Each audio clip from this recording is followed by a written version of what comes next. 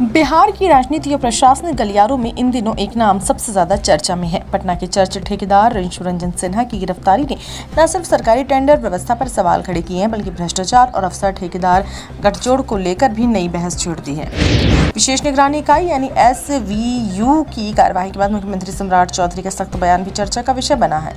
आखिर क्या है पूरा मामला, क्यों इसे बिहार में भ्रष्टाचार के खिलाफ बड़ी कार्रवाई के तौर पर देखा जा रहा है, आइए जानते हैं।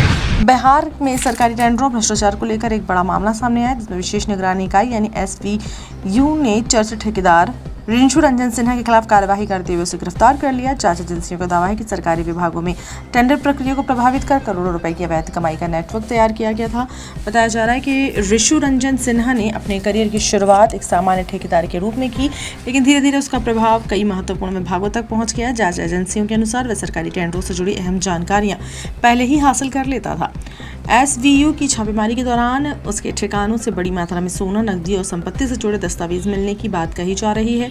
जांच में ये भी सामने आया कि पिछले कुछ वर्षों में करोड़ों रुपए मूल्य की कई संपत्तियां खरीदी गई हैं। हालांकि इन सभी तथ्यों की पुष्टि अभी जांच और कानूनी प्रक्रिया के बाद ही होगी। इस मामले ने इसलिए भी सुर्खियां बटोरी क्योंकि जांच एजेंसी अब केवल एक ठेकेदार तक सीमित नहीं रहना चाहती, बल्कि उन संभावित नेटवर्क और संपर्कों की जाँच कर रही है जिनके माध्यम से सरकारी प्रक्रियाओं को प्रभावित किए जाने के आरोप लगाए जा रहे हैं। इस बीच मुख्यमंत्री सम्राट चौधरी ने भ्रष्टाचार को लेकर बेहद सख्त संदेश दिया। उन्होंने स्पष्ट शब्दों में कहा कि बिहार में भ्रष्टाचार और अपराध के लिए कोई जगह नहीं है। मुख्यमंत्री ने कहा कि जो लोग ईमानदारी से काम करना चाहते हैं उनके लिए सरकार पूरी तरह सहयोग करने को तैयार है। मुख्यमंत्री ने यह भी कहा कि अपराधी या भ्रष्टाचारी की पहचान जाति, धर्म, दल या प्रभाव के आधार पर नहीं होगी। कानून सबके लिए समान है और जो भी दोषी पाया जाएगा उसके खिलाफ कार्रवाई होगी।